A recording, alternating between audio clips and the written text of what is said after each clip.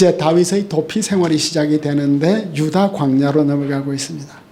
그래서 이제 다윗 스토리에서 제일 많이 설교하는 본문 가운데 하나가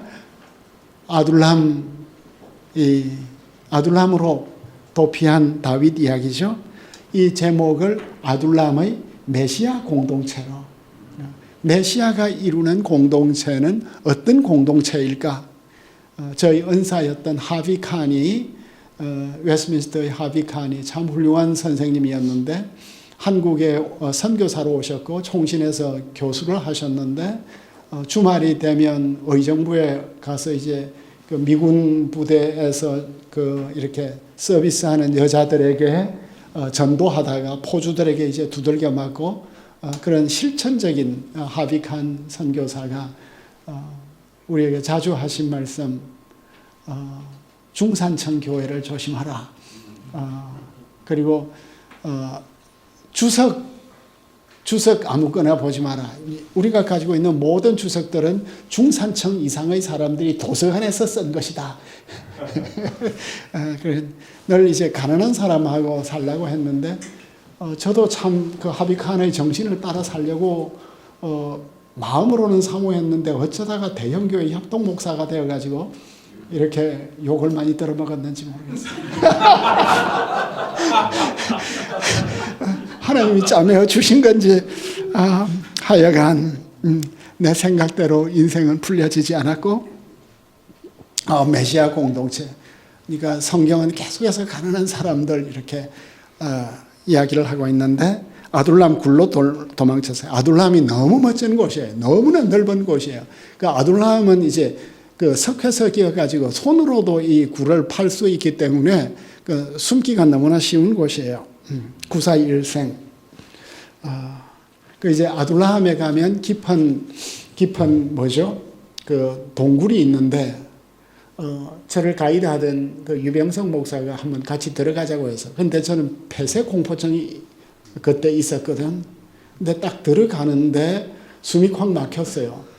숨이 막혔는데 그래도 이제 참고 들어가자 하고 들어갔는데 뭐 들어가니까 너무나 깊고 막 어떤 때는 뒤집어 내려와야 되고 이제 아둘람 동굴에서 마지막 빠져나오는 그 순간을 사진을 찍었는데 제가 너무나 기뻐하는 그 동굴을 빠져나 그 사진이 아마 여기 QR코드의 마지막 장면에 있을 것 같아요. 그 이제 2절이 참 은혜롭죠. 환난당한 모든 자와 빚진 모든 자와 마음이 원통한 자가 다 그에게로 모였다. 그 왕정이 생기게 되면 아무래도 이제 그 상층 클래스, 중산층 클래스, 하층 클래스 점점 더 전쟁도 많고 기근도 많고 고대 문화 사회 속에서 사는 건 참 어려웠던 것 같아요. 늘 환난 당한 자, 빚진 자, 원통한 자 다 모였다. 다윗이 우두머리가 되었어요. 대장이 되었어요. 그와 함께한 자가 400명 가량이었다. 이런 모습이 나타나는데 왜 이 사람들이 다윗에게 왔을까? 왜 다윗에게 왔을까? 왜 왔겠죠? 우리에게 다윗이 필요하구나. 우리는 다윗에게 가야만 하구나. 다윗의 인격과 다윗의 행동과 다윗의 컴패션을 보니까 다윗이 우리의 지도자겠다. 그럼 이제 우리가 이 말씀에 근거해서 우리는 왜 예수님에게 가야 할까요? 이 사람들이 다 다윗에게 오듯이 우리는 예수님에게 가야죠. 왜요? 예수님이 필요하니까. 예수님에게 가야만 하니까. 예수님의 인격을 보고 예수님의 삶을 보고 예수님이 죄인들을 불쌍히 여긴 걸 보면 예수님에게 갈 수밖에 없는. 그러니까 다윗이 이 사울의 왕국에서 새로운 깃발을 이제 흔든 거죠.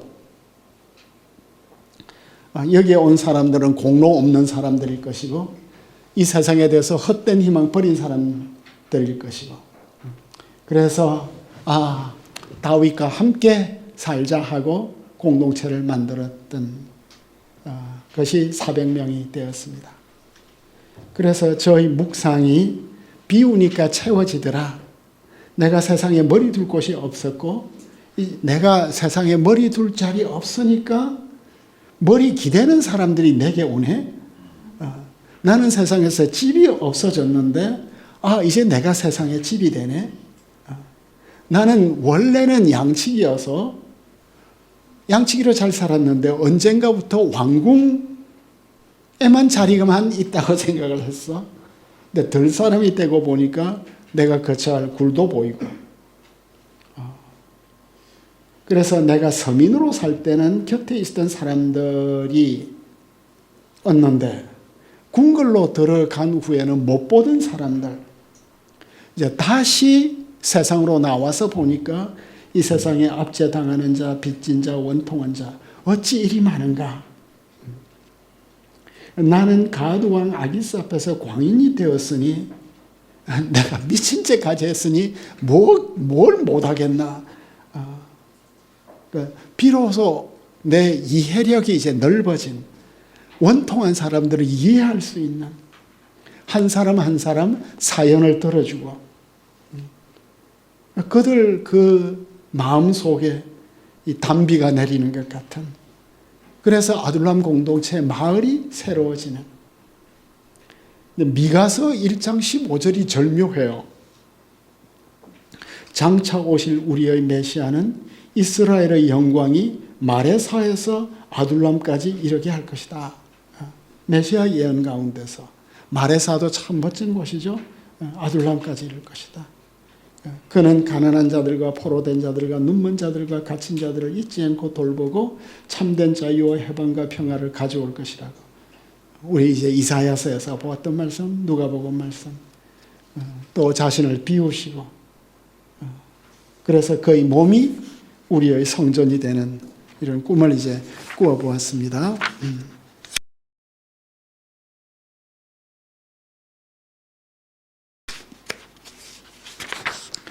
그리고 나서 이제 모압 왕에게 갔는데, 모압 미스베로 갔어요. 모압 왕에게. 다윗이 이제 모압으로 갑니다. 하나님이 나를 위해서 어떻게 하실지 내가 알기까지 모압 왕에게 나의 부모가 나와서 당신과 함께 있기를 원합니다. 그러니까 아둘람에서 모압으로 갔다는 이게 한 절이지만, 이게 아둘람에서 모압까지는 끔찍한 여정이에요. 너무나 멀고 모압의 고원지대로 올라가는 이런 끝도 없고, 이제 모압 왕도 만나고, 부모님을 맡기고, 하나님이 나를 위하여 어떻게 하실는지 알기까지. 다윗이 모압 왕에게 가서 자신이 하나님에 대한 믿음을 나누고 있구나. 그러니까 다윗은 이렇게 도망자가 되었고 부모를 남에게 맡기지만 하나님께서 섭리 가운데 내 인생을 분명히 인도하실 것에 대한 믿음을 가지고 있는, 다윗의 용맹은 이미 블레셋뿐만 아니라 모압 암몬에 다 알려졌겠죠.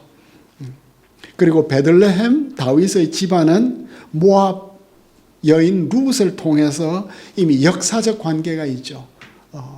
그래서 모압 왕에게 맡기고 있는, 그가 부모를 인도하였다 나하는 마치 목자가 양떼를 인도하듯이 평안하게 모시고 갔다 하는 이 모습을, 그리고 부모님을 안전히 모신 이후에 요새에 있었다.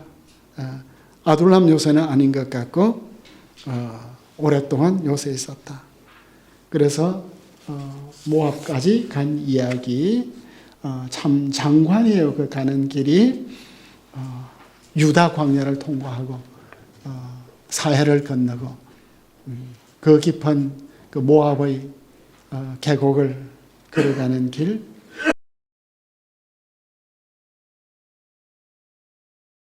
그래서 선지자를 영접하는데 마사다에서 헤렛 숲으로 넘어가는데 선지자 가드가 이제 다윗에게 이르렀어요. 선지자 가드가 처음으로 갑자기 등장해요.